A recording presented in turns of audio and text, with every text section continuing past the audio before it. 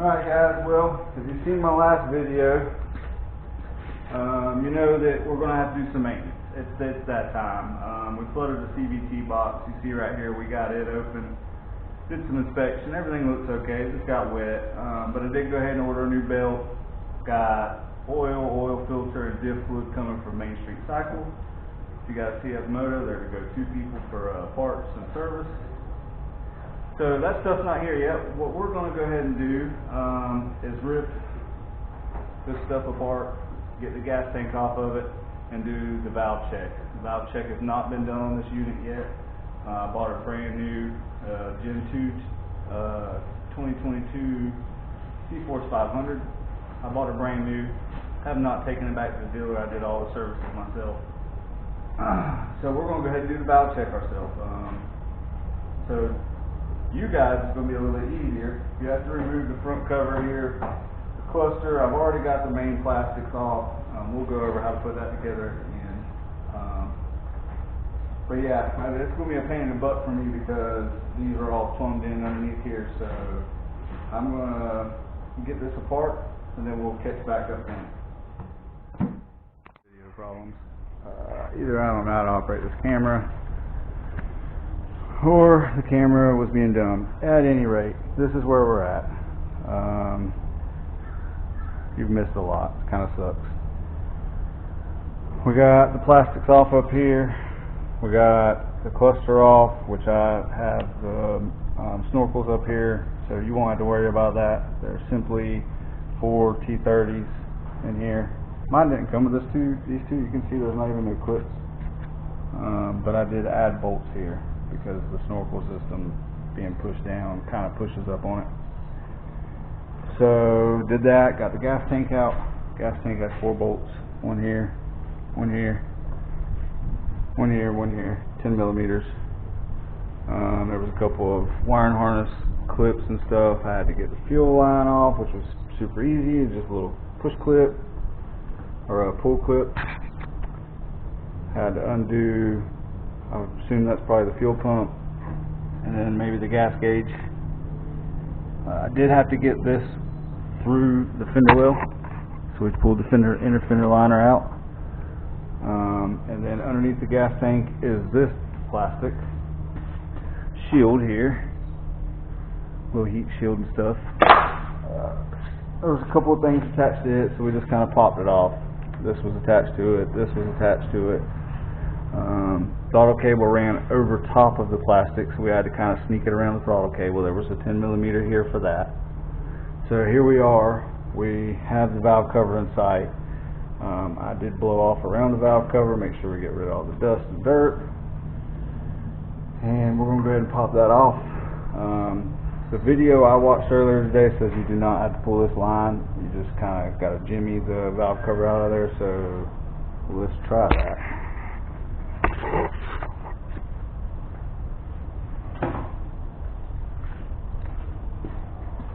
Looks like these are going to be 8 millimeter. Small extension, so we got to try to fight down in there. Let's pop these loose. Really? I'm telling you guys, I commend all of you who do these videos flawlessly because I've had nothing but problems. So good job, the ones that are doing it and doing it good. Good job, man. We'll pop this thing. See if we can gain some clearance by pulling up on the hose, and there we go, man. Looks like we got it off. I don't know about out. Maybe around here. Gasket looks nice and good. What we'll do is just clean that gasket up, put it right back on. Wasn't leaking before, shouldn't be leaking afterwards. We are going to look up torque specs on these, make sure we get it torqued down right. But for now, we'll just put it off to the side. Yeah, something like that. So the video I watched on doing this, and I can't remember the guy's name, he explained to get these timing lines. There's a line here and a line right there. I don't know if you can see it. they're both pointing straight up and down right now basically. He says to get those parallel with the top of the head. And at that point we should be at 0 lash and we can check the valve clearance. So that's what I'm going to do, and how I'm going to do that is we're simply going to turn this guy. Watch your hands. We'll turn this guy. So we're coming up on a compression stroke. We'll back him up right there, get him nice and level.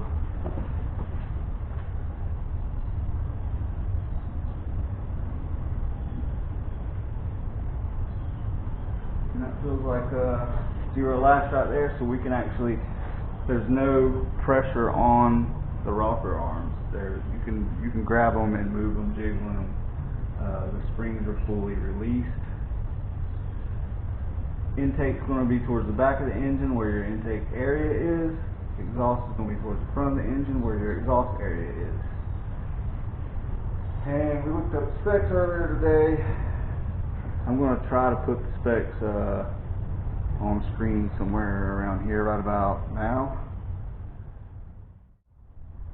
We're going to be looking for, start on the intake, and I'm going to start with the 0.05. I got 0.051 here. Let's see if we can get this thing in here. See if we got any clearance issues. So you're going to slide it between the rocker arm and the top of the valve.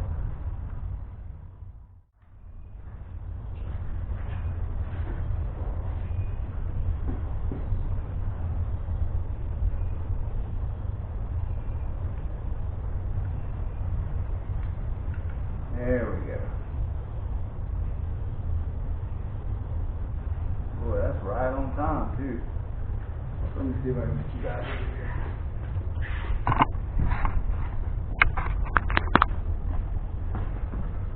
So we got the filler gauge is in between the rocker arm and the valve.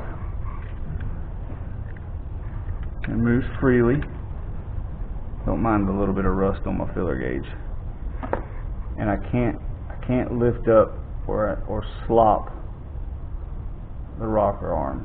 It does not have any up and down movement. So this valve seems to be within spec, and at the lower end too, which is good. So we'll see if we can get into the metal there.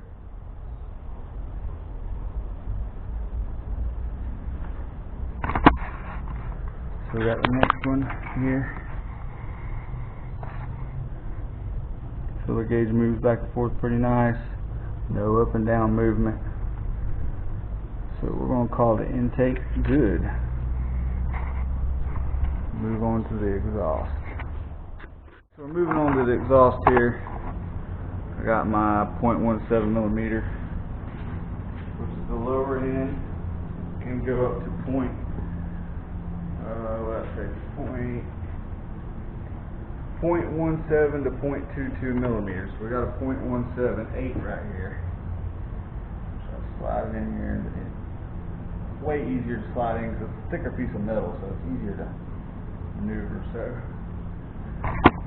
shit, got it down in here.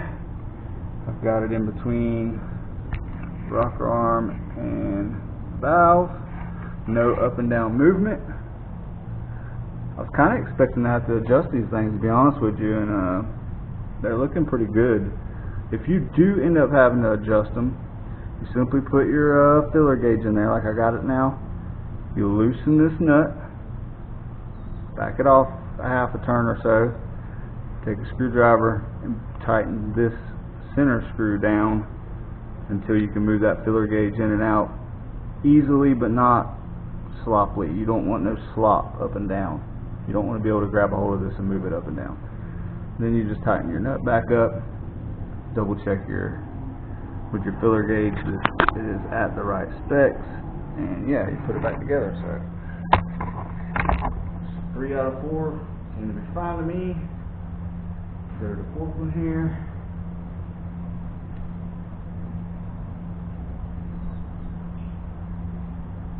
Weird how this head is. The head's angled up, so don't give you much room on the other side for the other valve.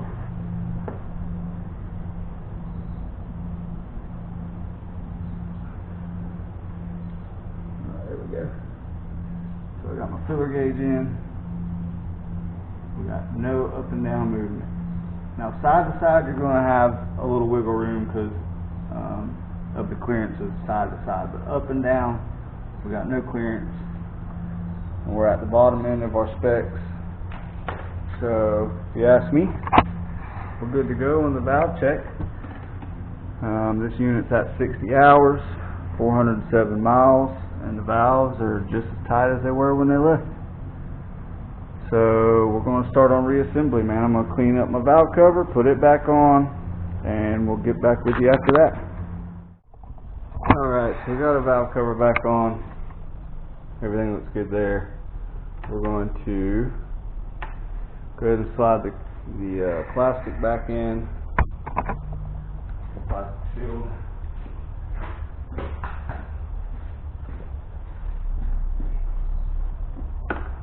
Again, the throttle cable goes on top of it, so you kind of got to finagle this around. So, put the throttle cable back in where it goes.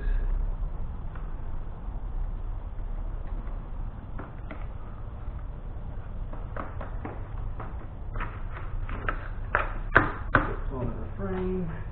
Got one 10mm over here, but we want to go ahead and get our tenders back in place. We got a tender here. We got a tender here. We got a tender here. Get all those back on.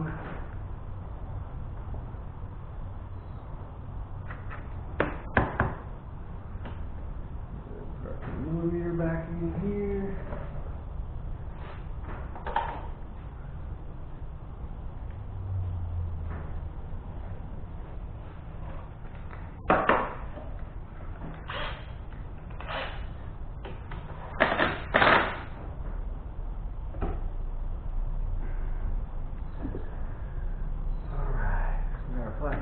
We should be able to go ahead and slide our gas tank in now. These guys kind of kick backwards here.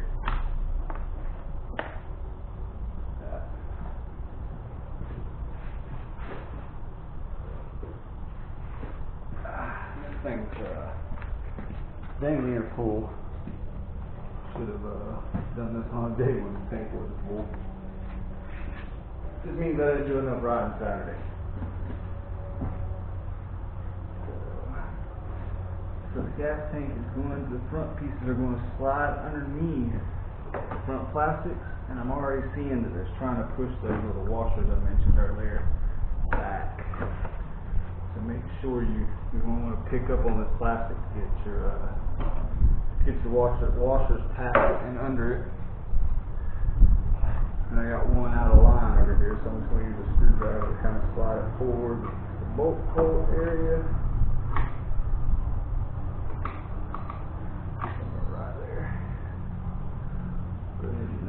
Double check back here, make sure we're not smashing anything. And slide it on forward. Bye bye, screwdriver. So like I said, we got 2 bolts back here. 2 bolts in front. All 4 look the same. These ones are down in there pretty good.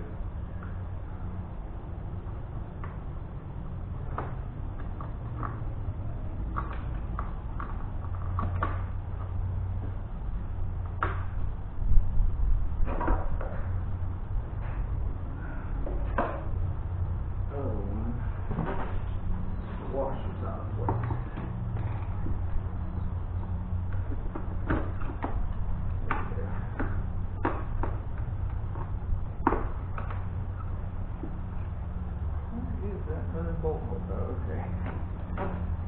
So that comes forward.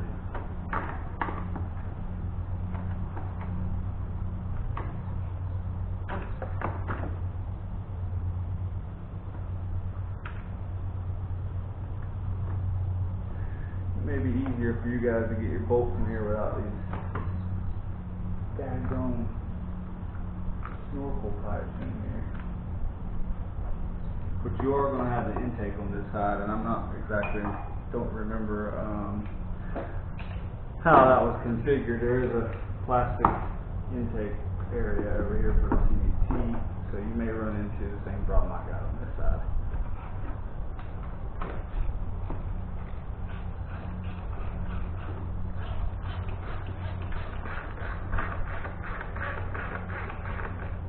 I didn't want to just go zipping on these because they're not started, so I'm going to start them with the ratchet.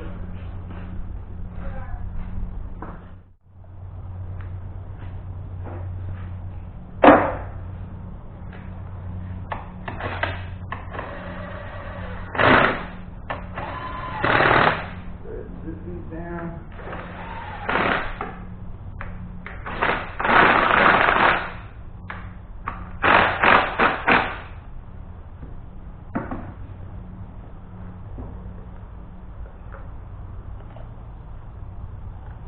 Fuel filter. There is an O-ring down in here I'm seeing. So we just want to push this guy back down in. We got our handy dandy clip that we didn't lose. Right guys, we didn't lose it. Put it in there. Got bolts down. This guy goes here. Make sure it's in line. Get rid of this goofy extension.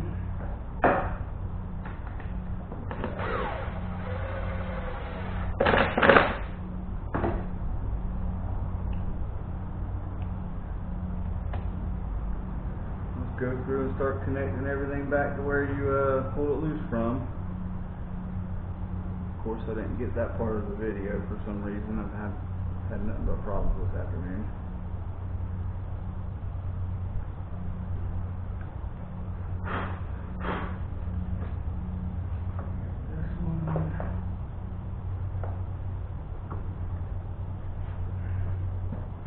That's all buttoned up. Oh, we got a tender.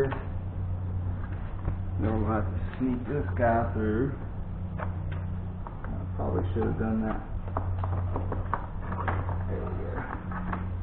See, I probably should have done that already. Like maybe when I was pushing the tank in here. Oil here. Here's my plug.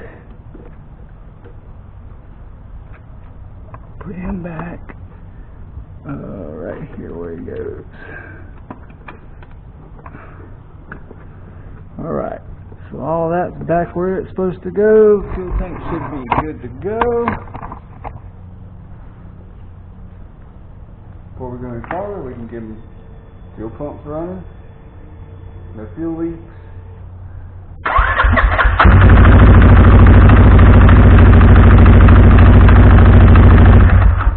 Good deal. So we're going to stop here today because I got other things we need to do, and I don't want to put everything together until I clean it. I want to go ahead and leave the plastics off to clean it. But that gives you a basic idea of how to do your valve clearances. And then when I get my rest of my stuff from MSC, I got a belt, some oil, some diff fluids coming. We'll go through the whole bike, do a service, put a belt on it, clean this CVT box up because it's just horrendous, and figure out where our leak is, and we'll do that using my smoke tester over there. We'll smoke test it, figure out where the leak is. I've been looking at all my hoses and tubes. I'm not seeing a hole rubbed in it. I did notice down here when I took the case off that it don't look right here.